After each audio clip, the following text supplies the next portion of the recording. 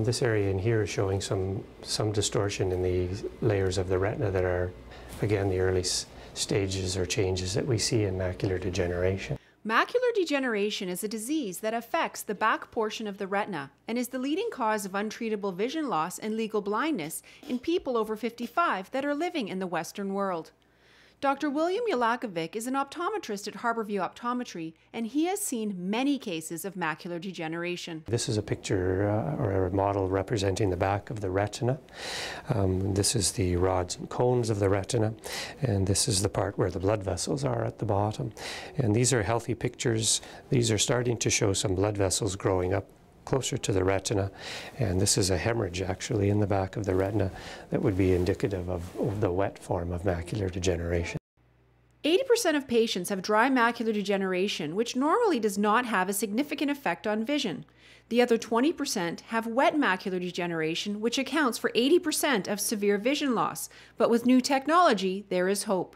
Fortunately, over the last several years, they've developed much newer treatments, medicated treatments, where they are now able to inject special medications into the eye to help treat wet macular degeneration. And in the past, although it was used to prevent any further deterioration of vision, now we've actually seen an improvement in vision when it's treated at the appropriate time.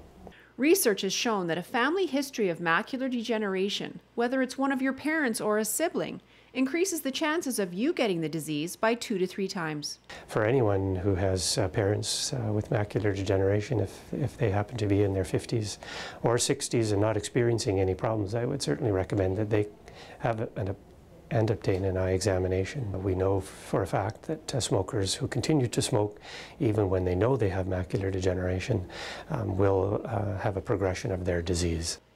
If you are diagnosed with dry macular degeneration, there are a few things you can do to prevent it from getting worse. Sharon Peters is a low vision specialist for the CNIB, and she encourages patients to eat right for their eye health. Eat something orange and green every day. The darker the green, the better, and the orange as well. So what you want to get vitamin-wise, you want to have lutein, xanthanin, vitamin C, omega-3, zinc, and vitamin E and fiber. The CNIB is always working with optometrists and ophthalmologists to help patients cope with any kind of vision loss. It's very important to do what you can for your own eye health. It's important to have your eye checkups with your optometrist, have the eye vitamins. Eye vitamins do a certain amount, but it's very important to do what you can do. So taking in that extra amount of nutrition helps to build and sustain the lining of the back of the eye there in the retina. As our population ages, the number of cases of macular degeneration is expected to triple in the next 20 years. And dealing with any form of vision loss can affect your life substantially. We're seeing many diseases now that are related to age, and macular degeneration is just one of those.